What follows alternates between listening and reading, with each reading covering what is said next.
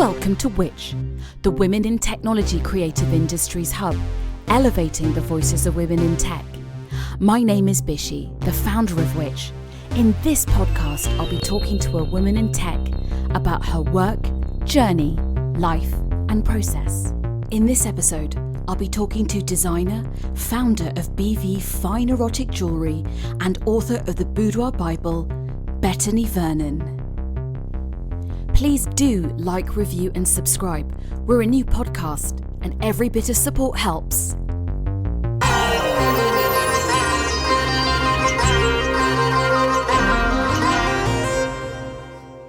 Just a quick word. Throughout this episode, Betony and I speak about themes of an erotic and sensual nature.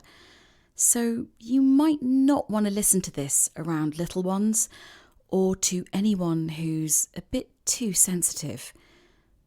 In fact, I suggest that you sit back, relax, and listen to this in the comfort of your own zone. Trust me, you won't regret it. Welcome to Creative Women in Tech podcast, Betony Vernon. How are you feeling today? I am feeling very good. I'm in Paris and I'm in my beautiful space, and I'm locked down with the minutes of another full-fledged lockdown, but I'm managing fine. I'm working and I'm feeling good. That's wonderful. How would you define your practice? Oh, which part of my practice? My practice. All of it. It's like a wheel, no? Yeah. So why don't we describe it like that? Yeah. A wheel. The center of that wheel is kind of motivated. It's funny that you asked this question, but by what I can bring to this life that I am living that will remain for the benefit of others.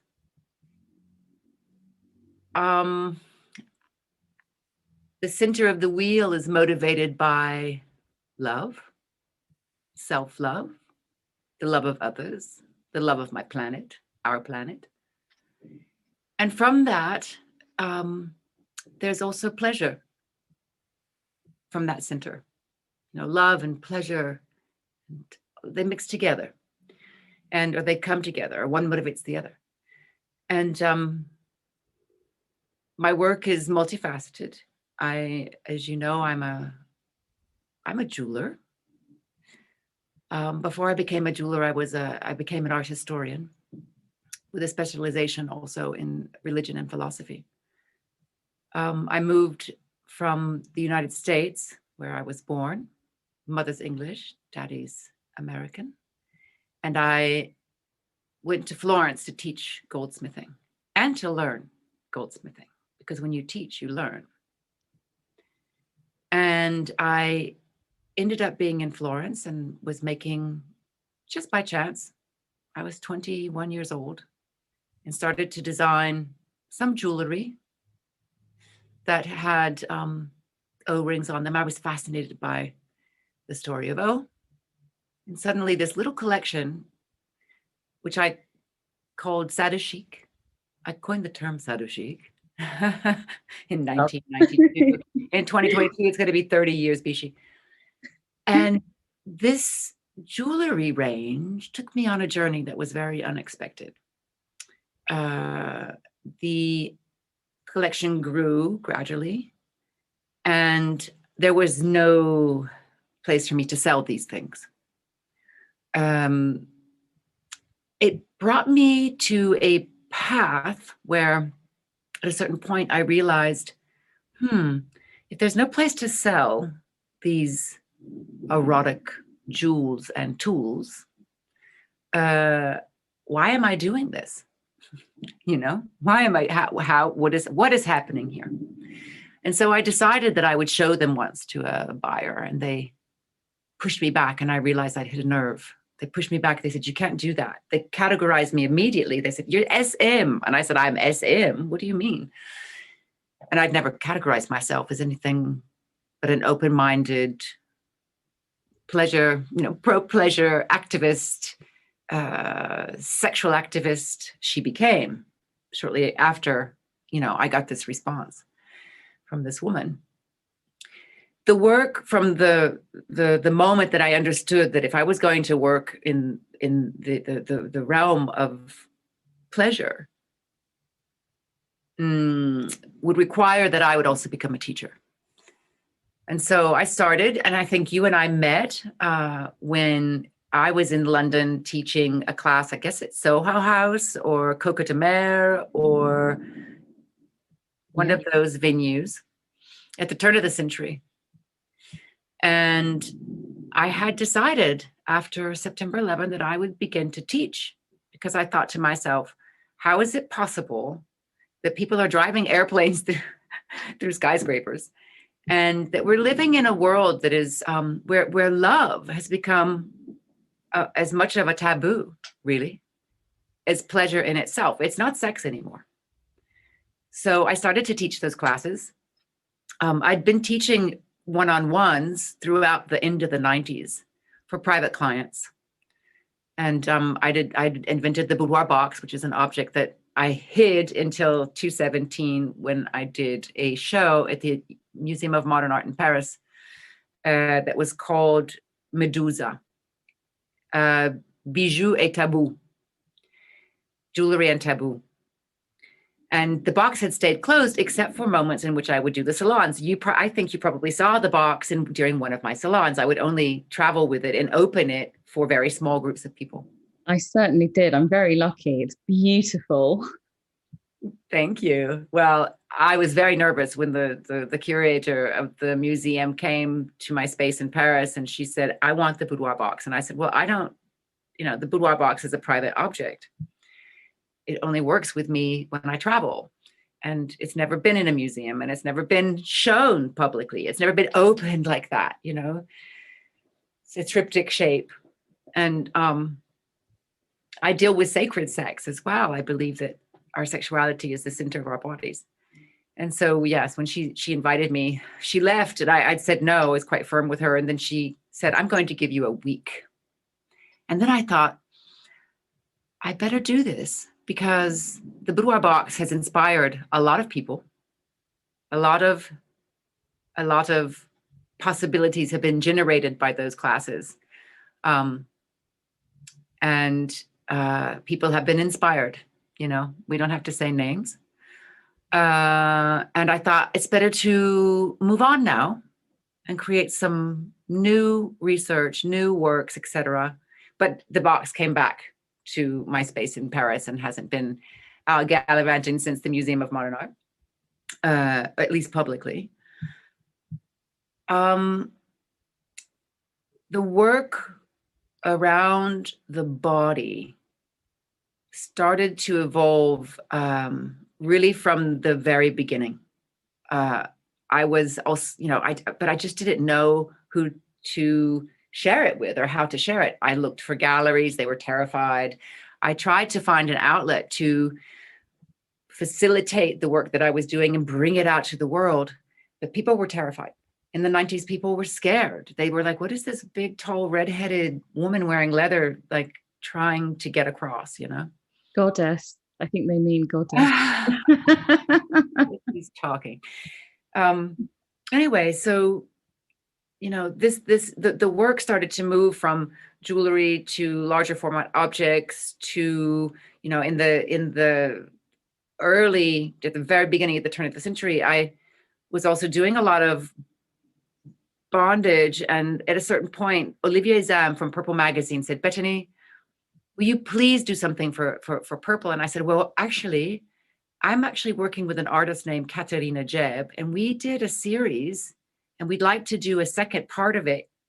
We could do that in the Purple Magazine space, because at the time, Purple Magazine had this very, very open space with a soaring ceiling, and we could work from the top down, which is something that I do. I work from the top down. And I allowed myself to be tied up. And I think it was the first time that the fashion system had seen, in a magazine, a big, tall, redheaded vixen with big hair Yes. and makeup and gorgeous high heel shoes hanging from the ceiling. In fact, as soon as Purple came out, I started to get phone calls. I was getting phone calls. I think it was 2006 that the article came out. And it was a big interview. I had about 16 pages, I think, in Purple magazine. And Olivier is an incredible ally and friend of mine. And he had so many questions about sex and pleasure. And I felt safe in those pages. I knew that I was my target public, that people would get it. Suddenly I'm getting phone calls from, some names I can't say, but some of them I can. I got a phone call from Sam Taylor Wood, who's now Sam Taylor Johnson. And she said to me, look, I want to do this bondage session for the New York Times. Can you help me with the chords? And I was like, sure. I started to write the Boudoir Bible with great intention by about 2006, I think it was. I took the material in the beginning from my classes that I was teaching in London and how we met, actually, and started to compile it. There was a lot of historical material. There was also a lot of material that was very much hinged on abuse and how, abuse causes disassociation. And my publisher said to me, we have to take a direction. And I said, well, I guess it's going to be pleasure then. So I had to really clear a lot of things that I'm working on another book as well. I'll come back to. But to finish the thought, what happened in me through that experience with these two young girls who voiced it, they said, don't untie us. This is so powerful. I realized that I needed to understand what was going on in the brain. What is going on in their brain and what was going on in my brain, both when I tie and when I allow myself to be tied by a trusted person. And why do I get high from it? Why do I feel joy from it? Yeah. Why does it facilitate if I'm in an erotic situation and the chords are used with erotic intent? Why does it turn me on? What is going on inside of my brain? So the work became through the experience of what I was discovering and unveiling as I went. Again, in 1992, as a young girl, I designed the Shadow Sheet collection. I had no idea where it was going to take me. No idea. We have no idea where life is going to take us. Absolutely. So suddenly the work went from being more sculptural, small scale sculpture, wearable sculpture, noble materials. I always worked in gold and silver. Silver is, by the way, antibacterial. So for the jewelry that I make for the inside of the body, because I also make things that are for the inside of the body, they're all in sterling silver because it's durable and it's eternal. And I don't do any plating. So it is body safe. And little by little, those miniature sculptures, the jewelry, these miniature tools, a lot of them, in fact, another coined term was jewel tools, this idea that the jewelry becomes a tool. Little by little, it led me into all sorts of domains, to the point that at a certain point, I found myself doing monumental sculpture in marble, believe it or not. And I always wake up thinking this is just the beginning. Wonderful. Where it will take me, I don't know, I don't know. It's taking me into the brain, though, and trying to, I've really become very fascinated and concentrated on the research that is happening around neuroscience. It's the most recent science. And sadly, just before COVID, I had been approved for King's College Neuroscience and Mental Health, PhD.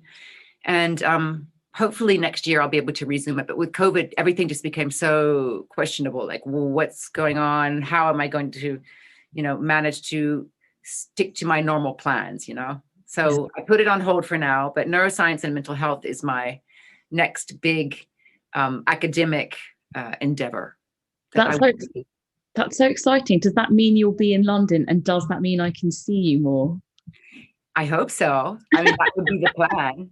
You know, it looks like, I mean, school has gone online, Yes. sadly, but you know, I come to London and you're going to see me soon and more. Yay. Absolutely. I want Yay. to make music. I want to make sounds with you. Yeah, let's do it. I am completely into that. But in that description, there's such an all-encompassing kind of polymath practice. I'm really glad that you said wheel, because in our pre-interview chat, we were talking about this idea of the polymath woman. And of course, I think of Jung and I think of mandalas. So I'm really happy that you said the word wheel. It just came out of me. I mean, I think that you might have been the inspiration, you know, and the symbol, it means so many things, no? Yeah. Yeah. And this, whether it's the symbol of a spiritual journey or how we move forward. Yeah. Infinity, change, movement. And so throughout this entire kind of grand vista of work and creativity, what have been the fundamental bits of technology that have been really important throughout the entire wheel? Well, to be honest with you, the work that I did as a jeweler throughout the 90s was all handwork. I am like a mechanic. I have a bit of a mechanical brain, and I am very manual. So up until very recently, I was super and only focused on the handcraft aspect of my work. Today, since 2015, I guess, I have, well, actually 2014, I have decided to embrace technology because I am understanding what it can do from a creative point of view. And actually, the first time that I fell in love with a 3D CAD was in a marble quarry in 2014, when a hand sculpted design of mine was read by a 3D reader. Amazing. And transformed, even though it was my hand, it was read by a highly technological device and transmitted it into a tool that actually carved this marble chair in large scale, and it became the origin chair. So when this happened, also, I watched it happen, and it was like a dance. I watched this diamond blade on an arm. It looks like a praying mantis, the machines that they use. And they're used in rooms that they have showers in them. So all of this is happening underwater. It's happening under constant spraying of water, no? And it was so beautiful. She dances. The 3D, I'm not exactly sure how technically I'm going to make a mistake, because it's a 3D device that actually holds a blade and is dancing around the room in the shower. It was the most beautiful thing that I ever saw. In fact, it was funny because I don't know if you saw the Forsyth piece, when Forsyth, the choreographer and dancer, used these 3D devices to actually create a dance with flags. You should look it up because it's very beautiful. He also embraced technology, you know? Yeah. There's a dance that happens when the device is actually carving out of the stone the object that has been fed through a technical device into its activity. No, I mean, it's happening because of technology. And the kind of work that happens with marble today, I mean, it has a lot of downsides too, because, you know, there's only so much marble on the planet. And when we produce too quickly, we can destroy things. When we go too fast, we can break things. But when it's used with respectfully, as my producer does work, as he works with artists and does mostly one-off pieces or limited editions, it can really advance things, because the work of that machine, the work of this dancing praying mantis 3D generating device is it's replacing the work of 6 very, very, like, you know, hard positions. They're called bozzatori. In Italian, they're called a bozzatore. And they were the people that there would be like 6 or 7 bozzatori that would come in with big sledgehammers and big picks, and they would break out, you know, for Michelangelo, there was a bozzatori. They would come and they would start to rough things out, you know, get the head in place, get the shoulders in place, get the twist in the spine, you know. And then Michelangelo would come and refine things more and more and more. Of course, he was there all the time, but there were 6 men doing that, 6 or 7 men sometimes.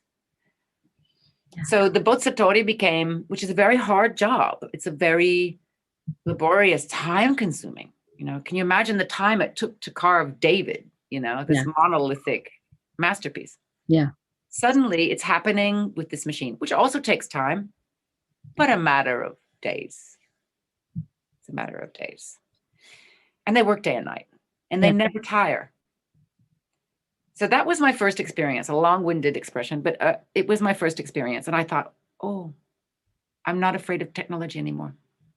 Because I was afraid of technology as a young jeweler. I remember going to Arezzo for the first time, into a factory that was making chains. And it sounded like a nightmare was happening, because I could see the robots in their cases. Chain making is one of the big crafts that happens in Arezzo. And basically, I could see the tools that I use with my hands, so pliers, soldering tools, all sorts of handheld tools, but they were robotic. And the sound it made was like very strange, almost frightening to me at the time, because I thought, oh, what's going to happen to my craft, you know? Still today, there is nothing more beautiful than a handmade chain. And all of my chains are handmade in the end, because I don't want an industrial chain, almost all of them, except for one. So I started finally to understand where the power lies. I'm getting ready to do something with technology again, with a body of work, a body of masterpieces that, or I call them masterpieces, not in the sense of Michelangelo, but in the sense of the number one piece. So it would be the handcrafted piece that I made with my hands. And I'm going to push it through technology now. This is what I'm getting ready to. I'm actually in Paris preparing to get the masters and push them now push them through tech. The jewelry business has been turned upside down by tech. Yeah, you know, it's things are happening that one could never have imagined. In that aspect of the wheel. No, the jewelry spoke. Yeah. Yeah. And I'm embracing it now, and it's so exciting. And I think that some really interesting futuristic things can happen because of it. Yeah. That's such fantastic news. So I'd love to talk about the theta rig. Could you tell us or the listeners what the theta rig is and how it functions as a piece of performance as well? There's a very beautiful video on YouTube, which I'll link in the show notes, but I'd love to hear it from the goddess's lips. I was going to say the horse's mouth, but that is so not. The goddess's lips. Not the horse's mouth, the goddess's lips. Well, I mean, the theta rig is also fruit of a long process of again, working with cords, working from the top down. I have a huge fascination with getting people's bodies off the ground. Like, what happens, you know, and I use it also as a healing process when I'm working with someone who, for example, has been sexually abused. I work through I don't abstract the body at all in my work. And I find that by taking the body partially or totally off the ground, incredible things happen. Think about it. When you're a child, how much did you love to swing? Oh, yeah. You could almost fly, right? Yeah. It's exhilarating, right? So the way that the theta or theta, depends on what language you're speaking, the rig, it came about was that in my space in Paris, it's all designed and rigged to work from the top down. So one day I had done a therapy session with someone, and when they left, I went back into the space to cleanse and clear and, clear out the ritual space.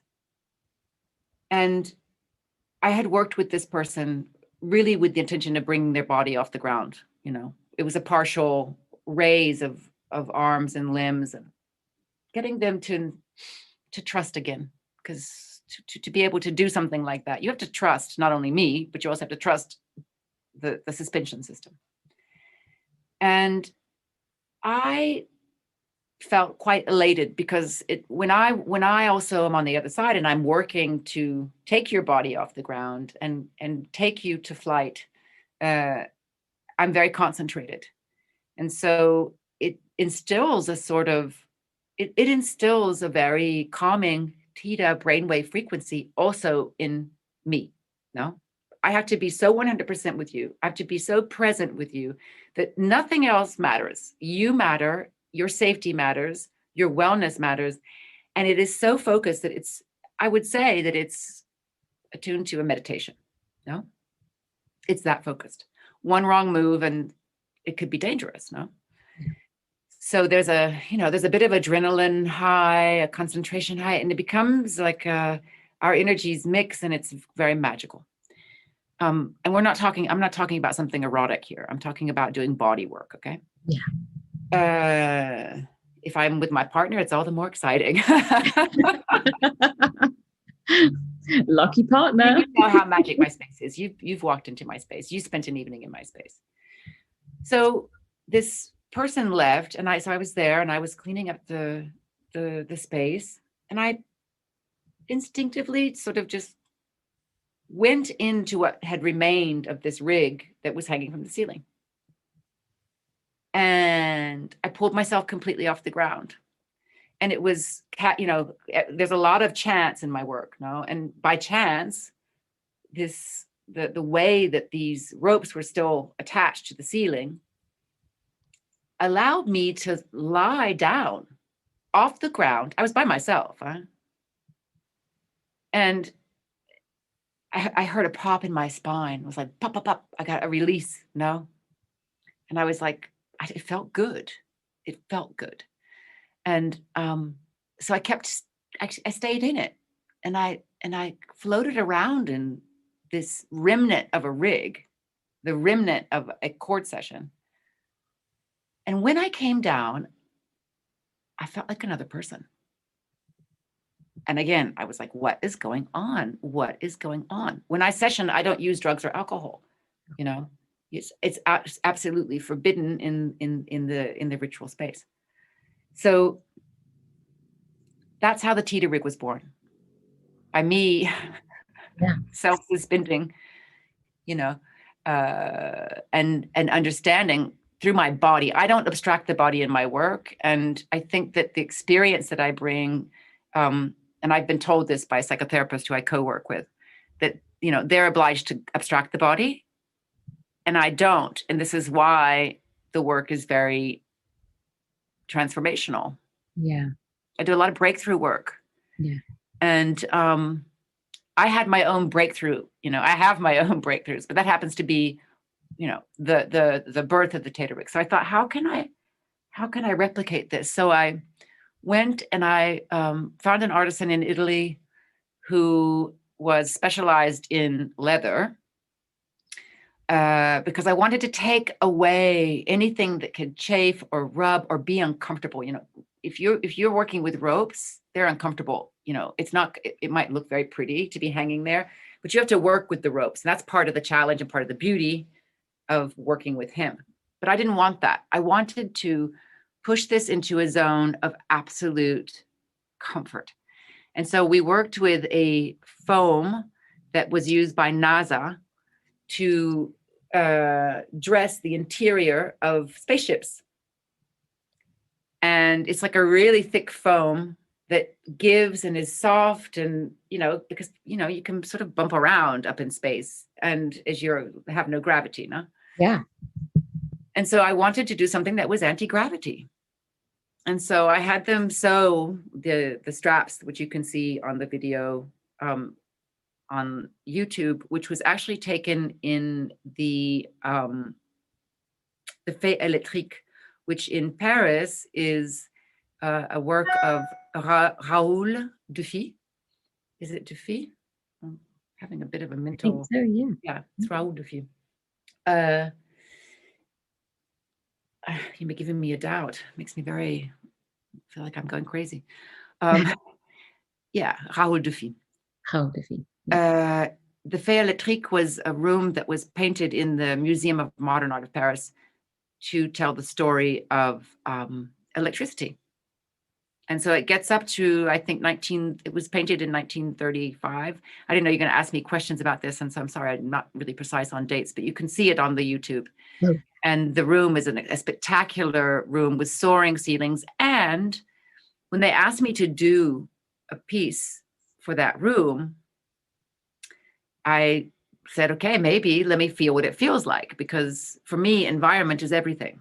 The way that environment makes us feel can also determine whether or not I can work in that space. And I remember walking into La Salle Raoul Dufy and realizing that I was in the shape of a womb. The room if you walk into that room, you realize it has a womb shape. And my space in Paris is also very womb shaped and very womb-like and very safe, no? Yeah. I walked through and I could feel like a frisson, I could feel like a chill come over me, and I said, I can work here. And it was really interesting because I thought, oh, wow, he got up to 1935, 36, 34. Can you check that while we're sitting here so we give your listeners the right dates? Sure. I think it's 1934. Le Fait électricité, come on Wikipedia. Fait électricité. Yeah, 1937, you're right. 1937. Okay, so it's 1937. And he gets up to, the light bulb and what have you. And then, I guess people thought that was kind of the max for electricity. But what happened in the 1950s was that neuroscience started to understand that the brain is working on frequencies now and electric impulses. And so I thought, okay, I'm going to find a way to tap the frequency of my subject, which I'm going to put into this theta rig. I'm going to raise his body off the ground. I'm going to put him in a trance state or a theta state, because the theta brainwave or the theta brainwave frequency, it is it vibrates when we are in a state of either ecstasy or we are under hypnosis. In very advanced states of yogi or meditation, the theta brainwave frequency is also emitted. Now, it's also emitted during orgasm. So it makes a lot of sense that this experience of having your brain forced to go into that frequency, which is very calming, would also make you feel very good. No? So yes. The goal was to take the electricity of the brain to this work of art, which is all about electricity. And in real time, also put my 80 participants in this act, because you're only allowed to have 80 people in that room at the same time, in a theta trance. So through my subject's body, I tapped his brainwave frequency, ran it through a synthesizer, and I played his body, basically. And my audience went with us. And I wasn't sure if it was going to work or not, but it did. So everyone left the Museum of Modern Art kind of in a haze, And it was an amazing experience. That was the Theta Frequency session 1. Right. Well, when I watched it on YouTube, I feel like I'm in a slight trance when you watch it as well. Just the entire room. I also was rewatching it this morning and thinking, I love the way that the person that you're using, has a very androgynous, not I guess people would say now like non-binary feel that, and I love how you're working with a body that could sit on the gender spectrum any which way, and I love that, and it felt like the two of you sort of look in harmony, but that there's a real sort of harmoniousness between you, and it felt like it's amazing to watch, and that's just on YouTube. Thank you, Bishi. Yeah, that's really interesting to hear your feedback. The person that I work with is someone who has often offered his body and soul to experimentation. So yes, and it was the first time he'd been in, so his brain was very active. He was very excited. He didn't know exactly, because he'd worked with me with being lifted and working with, tapping the sound from the frequency, etc. But he had never actually been in this actual rig. So he was, there was also a public that was present. And so he was super sensitive. And the brainwave emission that we got was so beautiful. And I had people come up to me after the session was over, and they were like, I don't know what you just did to us, but I feel good. And I was like, well, that's what I want to do, to make 80 people in one moment feel good. And the idea of being able to make people feel good also through the screen is another thing that I'm very curious with technology. Yeah. We'll come on to that, because you've been really taking this on in the last year of the global pandemic. I just wanted to ask a little bit about the brainwaves that were put through the synthesizer. If you could expand a little bit on how you did that, because that's really adds to the entire, the meaning of the Dufay painting, the meaning of what you're, like there again, you've built a ritual and a world within a world. Well, you got the word. It's ritual. I kind of ritualize all the way along. No, I mean, it's important for me, in a ritualized space, you have control of what's happening. No one's in danger. Or if there was a danger, you're prepared for an emergency. So there's really no danger if you're prepared. And yeah, that was maybe one of the most exciting rituals I'd ever done. In terms of the way that I captured the frequencies, I worked with a musician who could actually capture the sound wave through electrodes, which I put really simple, just basic electrodes. Yeah. And he didn't intervene in the sound. He just avoided that at any moment it would start to be too, like, peak too much, or maybe if he was super stimulated, because I was touching him, I was using my hands and I was touching his skin, I was using the tools, I was touching him with feathers, and I was really playing his body, And so the musician was there to just avoid that there was anything that would have knocked my audience also out of trance, So it's number one. I'm really looking forward to doing part 2. I've already advanced in terms of what I would do differently and how I can change the experience.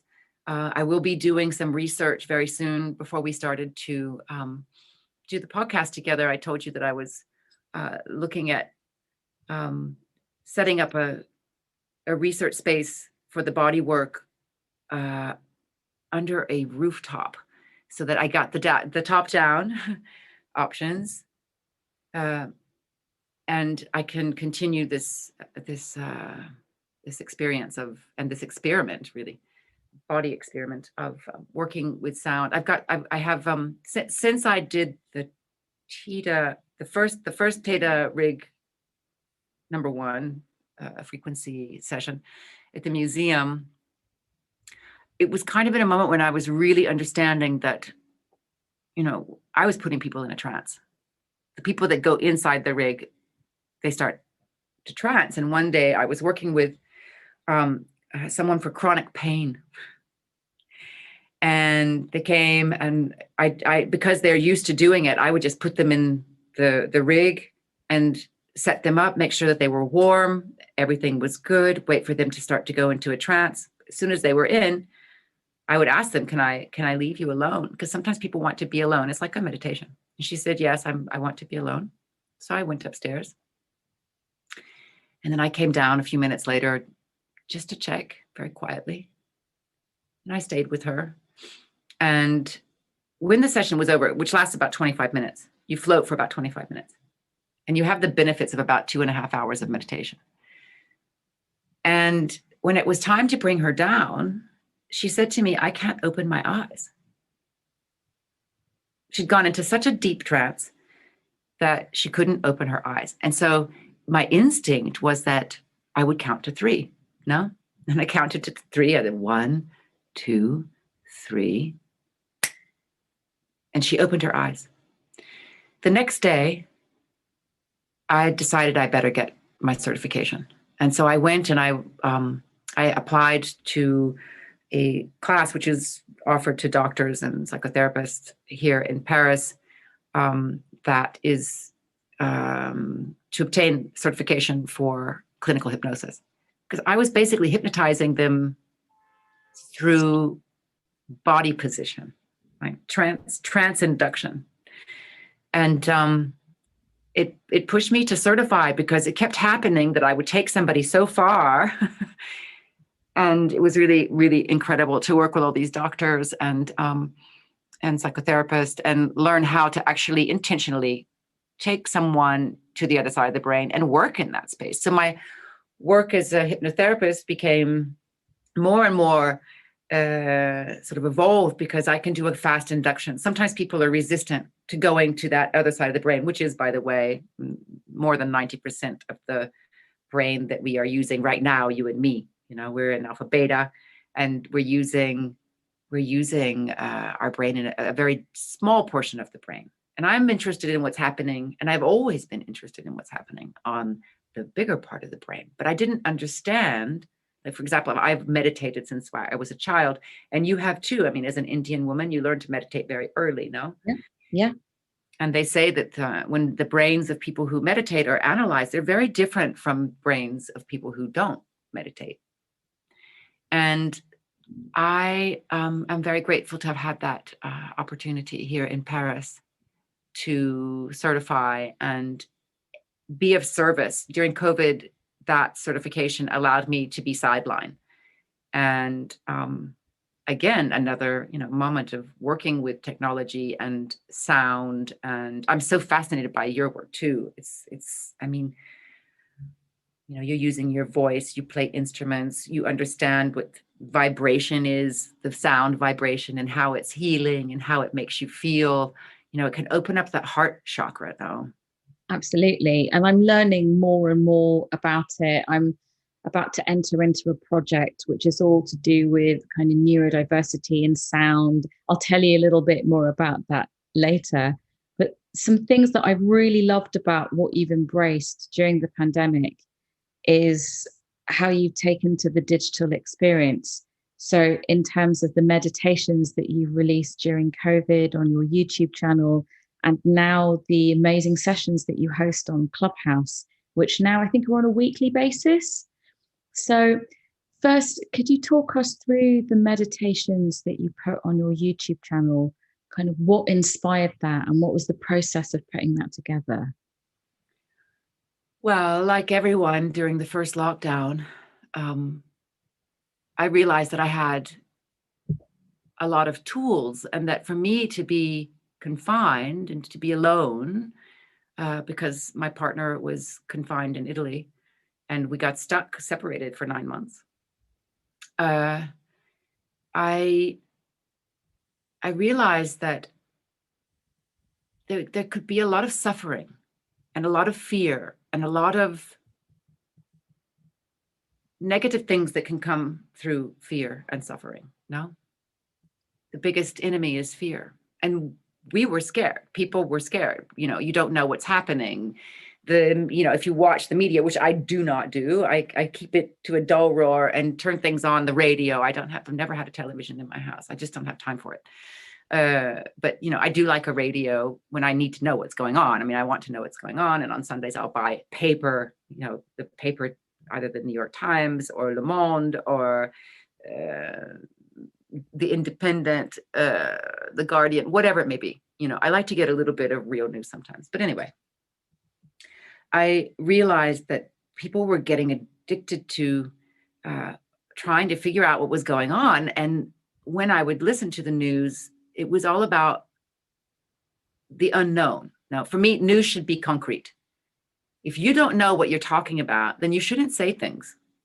You should really just be quiet, because otherwise you're going to ramp up this fear energy, Yeah. And they really didn't know what they were talking about. Nobody really had answers, and there was also like the other side of the conversation, and Nobel Prize winners were being silenced. And it was, I prefer just not to. I will never know the truth. We will never know the truth. I don't really know, we don't know still how, why, what. But I will presume that this is happening because we have not been gentle with our planet. And we are not gentle with each other. Humans are not gentle for some strange reason. Yeah. I think it's unfathomable to still have wars and that we're still battling over issues of race or sexual identity or any of these things. My mother was fighting for this in 1960. She helped to start by being a white woman to go and join the brave Greensboro Four in North Carolina. Yeah. At the white only counter. It was the first sit-in, in history. And you would think that, 60 years later? Yeah. It was February 1, 1960, that the revolution would have come to something more, but we're back exactly where we were. It just keeps on repeating itself now. Yeah, absolutely. Yeah. So anyway, I realized that I had to be of service. I thought, well, what can I do to help other people? I'm not a nurse. I'm not a doctor. What can I do to be useful? So I thought about it and I thought, well, maybe I will just do like a really basic, it's a quite deep hypnosis session. They both are. They run about 45 minutes. And I threw a blanket over have a Bauhaus lamp over my table in the green room where we're sitting. And I blocked out all of the echoes and possible sounds. My house is also made to be very dimensional, as you know. It has curtains everywhere. I closed everything up and put up a mic, and I decided to register these sessions and share them on YouTube. And one was all about COVID anxiety, because I could feel, I was also working, for the first time I worked online, like not the body part, but the talk therapy sessions that I do, I was suddenly working online. Yeah. And I embraced that. It scared me. I was like, oh, how am I going to do this? But in reality, it works with you in an interesting way. It's very effective because you don't have the actual person in front of you.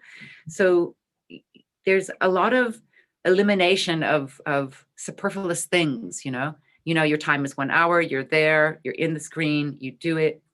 I couldn't believe that I was actually able to do the talk therapy and hypnosis work online. It worked.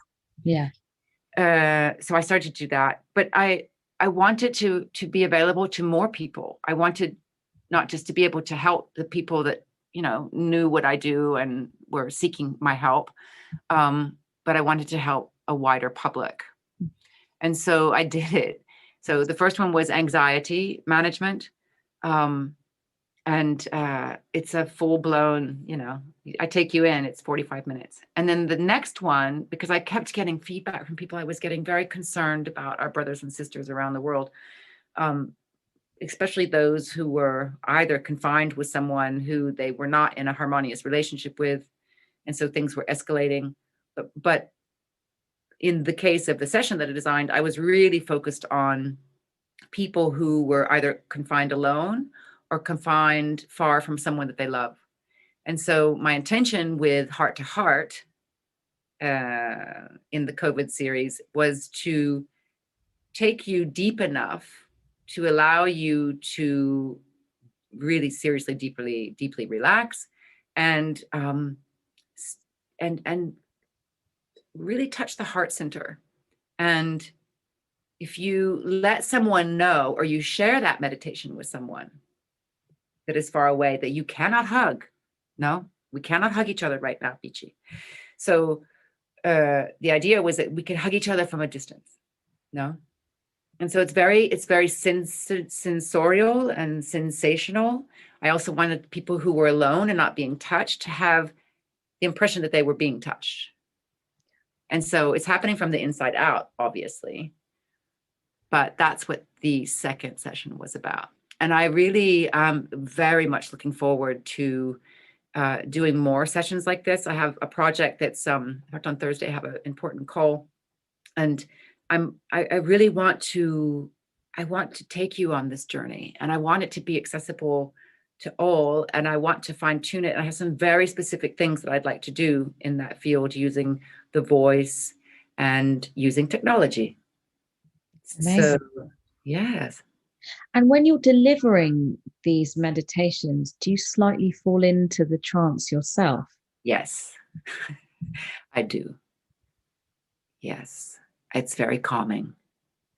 I learned so much about my voice during COVID. As a young girl, I loved to sing, and I've sung in a couple of bands as a kid.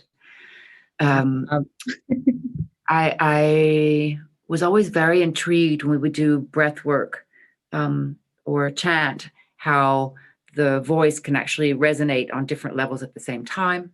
The voice is an incredible instrument, no?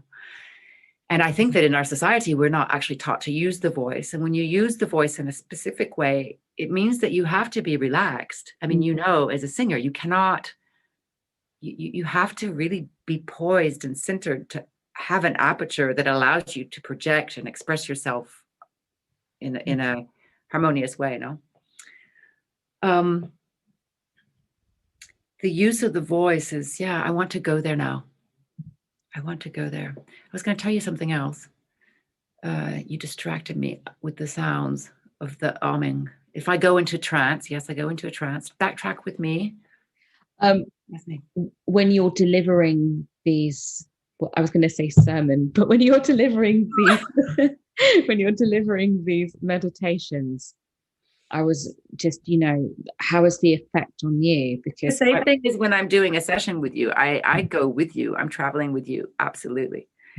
And it's funny that you say sermons, because on Clubhouse, I'm reading from the Boudoir Bible on Sundays, specifically at 6, which I know is a little bit of a tricky hour for some people. And maybe we'll change that once COVID is behind us. But it does bring us to the second part of your question, which was about Clubhouse and why Clubhouse and how I embraced Clubhouse. I embraced Clubhouse because I am highly censored. So I have a book that is in 10 languages, almost. We're working on the 10th. The 9th and 10th are in the making. I'm not going to tell too much. I will tell one. One of them is Greek. And we didn't talk about this big spoke in my wheel, which is the Boudoir Bible. Well, let's talk about it now in relation to Clubhouse. I mean, it's been a very important book for me, Betony. So, Oh, Bishi, I do love you, What I love you too. My work brought you into my life, and isn't that amazing? Do you know what? When I first met you, it just felt like a Fellini film, because we were outside, I think, the Rodin Museum, and you just walked down it was just like a scene from 8½. And you were like, darling, there you are. I would just, yeah, I felt like I felt like not like a baby, but I felt like a full child, and this like It's so funny that you say that. I guess I do have a maternal sort of, I do care, I want people to be you happy and are. well and get the most out of life. But actually, Dita Von Teese once told me, she's like, I feel safe with you because there's like something maternal. I was like, oh no, I'm becoming everybody's mommy. No, but it's not mummy in It's the like love, darling. it's It's just yeah, love. I love you and you can feel it. yeah, it's just amor, but it was just like you were just there, just like this Fellini goddess, and like in Cinema Paradiso, when the kids are like looking up at the screen, like starry-eyed. It's not like you felt like like you were mumsy. It was more like I was a child in a movie house. Do you know what I mean? That kind of magic. But yeah, I felt the same about you, let me tell you. Yeah. So having an ongoing battle with censorship on social Yeah. media has been a huge issue for me. And it's something that I really battle with. And I have a lot of questions about why it's happening and why a book that I think could easily be put into a high school sexual education Absolutely. program, being that children are watching hardcore porn unwillingly from the age of 5 on. Yeah. We are currently watching the Gen Z become, in many cases, very detached from their own sexuality because they've been watching so much porn that when it comes to real sex, they have no desire. They're disinterested. And it's really a huge issue. So porn is allowed. It is actually pumped into our virtual worlds constantly, and not only virtual. I mean, advertising is hinged on desire, right? Seducing the consumer. And in the case of porn, there's a lot of studies that are going on around what is it really doing to people's brains? What is it doing to children's brains who have no sexual experience but are watching the sexual experience, and often extreme, it's been proven children, whether they want to or not, are watching porn. During the lockdown, when I told you that I wanted to be of service, for the first time in my life, I was going to really be of service and do something for a very large group, get intimate, go into intimate conversations with a group of 300 people. So I booked this 300-person Zoom room. I did all of the communications and preparations and graphics and all of the posting. Everything was prepared for a 6-part series called Live from Eden. I was going to open up my sacred workspace and be there with you and be there for questions and to talk about things that are, for me, very important. For example, touch, in a time when it's been a year that some people have even had a hug, And I posted it, and immediately I promoted, and they immediately shut me down. You can't do this. You are doing sex work and selling toys, which is, for me, is one of the greatest insults. I do not make toys. I make tools. I do not sell rubber ducky vibrators. That's not what I do. I don't make vibrators. I want you to vibrate on a different note, And I find the word toys, even though I'm totally pro play, but I don't make toys. That's not what I do. I make tools for adults. I work for adults, no? And so all of a sudden, this plan to be able to be accessible and do a 6-part series of Live from Eden was canceled. And I was very upset, Bishi. I really have to be honest with you. I don't know why my work, which is about wellness, is banned on these devices. So my friend Asia, who we have in common. I love Asia. Yes, beautiful Asia, who's been my dear friend for 25 years. She called me one day. She said, look, I think that I've got the solution. You can jump around over this censorship issue, which again, I have on both Instagram channels. I've tried to open up alternative channels to be able to overcome it, but they immediately get me, and they block me, and it's a really interesting conversation. And if you like, I'll share with you some ideas about that, about Yeah. why it happens. And I'll talk about one of my favorite people in the world, who's Audre Lorde, who in 78 wrote a paper on erotica, and it's so pertinent. If you like, I'll even read a little piece for you. Oh, yes, wonderful. So I went and I created this Sunday service with readings from the Boudoir Bible, the uninhibited sex guide for today. And I just read a tiny bit so that then we can open up a free flow conversation around topics that we're not allowed to talk about anywhere else, and that are delicate sometimes. I have a very diverse public, as I do in my life. I'm surrounded by, diversity for me is the spice of life. And the rooms I welcome everyone. And it's really amazing to see and have people come and be so open and about their intimacy, their sex lives, their sex changes, it's just amazing to have a place where people share.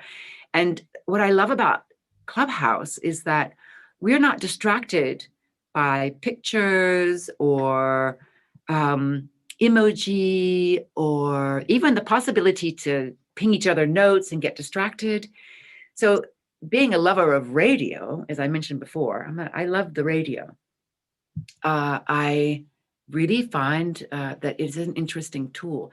Now, I was supposed to be doing a podcast of my own just before COVID. And when I came back, and just before lockdown, I was actually in LA working to put together the base of a podcast. And I don't think that Clubhouse can replace podcasts. I really don't. But I'm very happy to have, had the opportunity to do something that brought the conversations to the forefront. And the conversations are varied. Last weekend we talked about transformation and the power of transformation.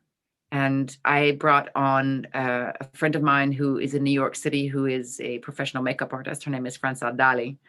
And Francelle is, on one side of her career, she's, doing the makeup for the cover of Vogue and working with supermodels, et cetera. But on the other side, she has a beauty brand that is about transformation. And she works with her partner, and they completely transform themselves into something that's not at all got to do with a standard canon of beauty. And it's really interesting. So, and what that does, and what does costume, what do props, what do you, even just your clothing do in terms of the way that you feel? How is it going to transform you? And of course, I bring the conversation always back to sex and to pleasure and how we can use props and makeup and things to feel good, to actually enhance our sex lives. And it starts with self-love. Makeup for me is about self-love and transformation, of course, and beauty and aesthetics and play. But if we look at it from a historical point of view, we learn that makeup was also something that was very much used by men throughout centuries. The 16th century male had more makeup on than any makeup that you and I ever wore together in our entire lives. No, a lot of wax, and they were covering up pockmarks and scars from syphilis and sexual diseases, and that hadn't been figured out, and how to cure them yet, et cetera. So you're all welcome to join me on Clubhouse. Fantastic. Those Sunday afternoons at 6:00. And the Boudoir Bible, it took me 6 years to write the Boudoir Bible. There's a lot of scientific research that backs up things like, I was asking myself, well, why does it feel so good when someone ties me up? What's going on in my brain? What's happening? Why does it allow certain people to actually experience enhanced orgasms? Why? So I answer these questions in the Boudoir Bible because I think they need to be answered. Like, what does a blindfold do? How do I use it properly? What are the risks of using ropes? What do I need to do to make sure that I don't hurt someone? How do I avoid emergencies? Emergencies don't happen unless you're not prepared. If you're prepared, you can deal with any emergency. There is no emergency if you have set up your ritual space and you know what you're doing.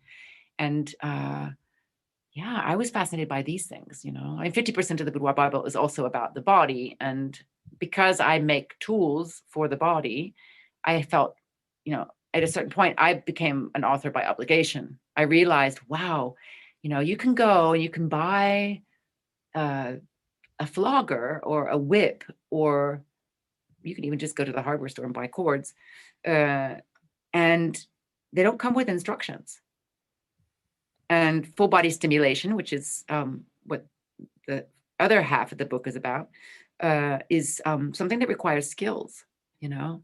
But you could even go into a normal, you know, erotica store, a sex store, because up until 2001, people don't think about it, but up until 2001, there wasn't really a place where women could shop safely for erotic gear or lube, or, you know, if you're into leather, if you're into lace. You could go to a lingerie store, but a proper erotica shop or a sex shop, it didn't really exist until Coco de Mer did their thing. It did exist in the 70s in America. And there, I mean, credit goes to Good Vibrations in America, which was a feminist, female-run business, and it's still there. But it, you know, Coco de Mer was different in the sense that it was really on the right side of town. And be in Soho and go to Covent Garden and you know, finish up your you know, shopping in this beautiful safe space. You know, that's what Sam Roddick did. She created a super safe space with beautifully curated choice of things, and she was really into quality, you know, at the time. You know, durable, quality, beautiful. So I clicked with Sam immediately, you know. Sad that she's not there anymore. Yeah, well, of course, because in the Boudoir Bible, you're really talking about the quality of experience, whereas what I found in the media is so many of these depictions of erotic play are just overly sensationalized, or, you know, we're still stuck in that mother whore complex, or it's very cheap, or it's very competitive. It's about, well, how much can you take and how much can you do? And so to have a book that was actually about ritual and about play and about sensuality, personally for me, was really, really important. And I've still not found anything like it since. So I think the Boudoir Bible is a really, really important book. Thank you. It's interesting because it's evolving with us, you know. I'm in the 5th reprint in English with Rizzoli. And it is also in French, in Portuguese, I crossed boundaries. I don't know if you know this, but it was also printed in Taiwanese. Wow. Yes. Didn't know I would get it to Asia so quickly. I'm excited because I really think that it would be exciting to see it come out in Japan. But in the meantime, it's in Portuguese and Czech, Polish, Russian, what other languages? It's coming out now in Greek. Wow. Has it been printed in Hindi? That would be amazing. No, but please, let's do it. You know, and I had a funny conversation with a friend once. He said, what would you call it if it was in Hindi? How did he call it? Oh, well, I mean, this could offend someone. Look, if they're offended, they're not in our gang. Kinky Bhagavad Gita. Oh my God. The Kinky Quran. Do you know what? Do you know what? Lots of people that I know would, if you said, oh, here's a book, it's called Kinky Bhagavad Gita. No, I'm saying it wrong. Jesus. Kinky Bhagavad Gita. They'd love it. They'd be like, oh my God, I need to read it now. But that just says something about the sort of friends that I have. Do you know what I mean? The difference is that a Bible, the word Bible, is a word that people think, okay, the Holy Bible, but the Bible is a genre of book. It is a complete guide. It is something that really covers the subject. No, then there's the Holy Bible, but there's only one Bhagavad Gita. How do you say it properly in Indian? Bhagavad Gita. Sorry, I'm messing you up. Bhagavad Gita. Or the Quran, they're actually text, and it's a very specific text. And it's really strange to think about it, but the Bible in itself is, well, what does Bhagavad Gita mean, actually? Does it mean Bible? God, I don't know off the top of my head. I could Google it right now. Bhagavad Gita, the actual meaning, the meaning in English. Song of God. That's beautiful. See? Yeah. Song of God. Amazing, no? Kinky Bhagavad Gita. I love that. I'm putting that out But into then even the the word universe. kinky is a word that I dropped, you know, in the Boudoir Bible. I dropped words that could have that have negative connotations, you know. Yeah. Even the word normal, I dropped it. I was like, don't use the word normal. What does that mean? Like, what Yeah. normal sex? What does that mean? I don't understand. So Yeah. I really like cleared out the terminology. So we have a space where categories just fall apart. That's what I wanted to do. I wanted to dismantle the pleasure taboo, and I wanted to have a disintegration of categorization in general in my life. You know, there's nothing worse. Yeah. But because it limits us, you know, it limits the person who categorizes. It's like somebody who judges, you know, like, who are you to judge? The person who's judging is actually creating a self-limitation. Absolutely. So the idea was to open up all these horizons, and I'm so happy. You know, it's really incredible the feedback that comes through with the book in all these languages, and the possibilities that it's opened, and where also it there's so much work to be done, because again, I've got this censorship issue. Yeah. So, you know, the people that follow me and support me are really precious parts of my wheel, just like every single journalist or every single person that has, let's say it, you know, the courage to speak out and speak about important topics, like yourself, you know. Yeah. It's you help me to spread the word and break down the misconceptions and empower people. I'm here to empower people. I guess because, you know, I decided not to have children, and I also decided not to put chemicals in my body or in the water system or anything else. And I removed my fallopian tubes. And as a woman who made a conscious choice to not have children, I feel that I have duty to be at service. So the book allows me to do that. The jewelry is it's less democratic. I mean, I also wrote the book because I wanted to give to have something for everyone. I realized that my work is not for everyone. It's made in precious metals, and it's really about collecting, and it's limited editions, and I don't make that much of it. And I don't sell in many points of, you know, either you come to me for the work or you go to First Dibs. I'm on First Dibs now, which is great. But, you know, it's not democratic, my work, because gold and silver and precious metals are not, you know, and I can't give you anything less for your body. I don't want you to use soft plastics that are not body safe. I don't want to make things. Maybe one day I will. I'm studying some interesting metals at the moment with one of my producers in Italy. We'll see what happens. But I want you to have body safe, natural things, you know, like when I started to research what was inside of a soft plastic, and I realized that all of these vibrators that were made in soft plastic that don't have a tag that says body safe on them are actually toxic. Yeah. You're putting it inside of your anus or your vagina or your mouth. And guess what? That is like the direct entry into the bloodstream. And the same plastics are in America, they're only banned in California. There are products in these soft plastics that are completely cancerogenous, and they make baby teething toys with them. So if you have babies, you need to make sure that you're using a body safe teether. And if it's not written body safe, it's not. Jesus. So you get them all nice and, you know, get the toxins and the poisons flowing quick. Oh my God. Yeah, we've got a lot of cleaning up to do, you know. Really do. We have a lot of cleaning up to do. So I decided to not put another baby here, and be of service. And it's amazing. And I love babies, don't get me wrong. Babies love me. And I do. I really hope that we can make the world a safer place for future generations, because it's not a safe place right now. Yeah. And we all have a duty, I think. And maybe COVID has woken people up. I don't know. I hear a lot of people saying, oh, and when we get back to normal. Well, there's that word that I don't like. Yeah. We get back to normal. What was happening was not normal. Yeah. What was happening led to this. So this is not the norm I'm interested in. Absolutely. We have an opportunity to rewrite things. Yes. Opportunity as as humanity as a whole for the first time in history. Yeah.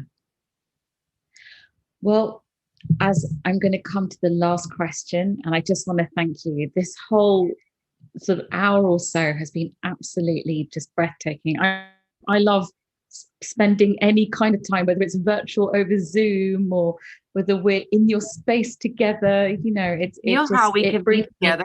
so much. Thank Yeah. you. I mean, isn't it interesting how we've reevaluated the screen, and we've not been lonely. I think what we have been, for who is isolated, alone, or in a relationship that is not, that they've not managed to evolve, which was one of the topics of my Live in Eden that got banned on Instagram and Facebook.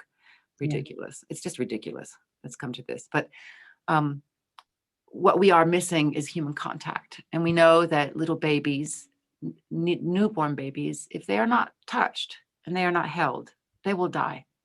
And so there's a part of us right now in everyone that is sleeping. And if there's a message for your listeners is, you know, as soon as you can hug, please go do it.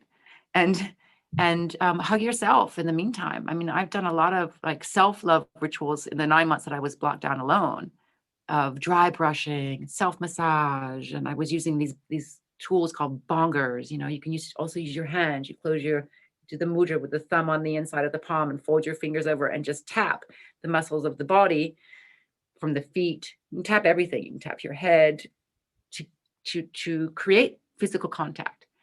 It's really important.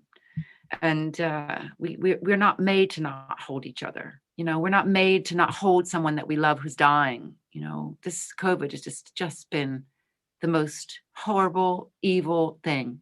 And I don't want to see COVID-20. I don't want to see any more of this. And I don't want to go back to quote unquote normal, because for me, that is a word that we shouldn't use. What does it mean? What does that mean? What does normal mean? I get very emotional about it. Well, Betony, you are bringing so much light and so much love to everyone. So thank you so much. And I'll be posting some links to certain videos, the meditations, and really looking forward to putting this out to our listeners. So thank you. I'll be sharing with you. Mwah. And I love you, and take care. I love you too. Yay. Thank you so much to Betony.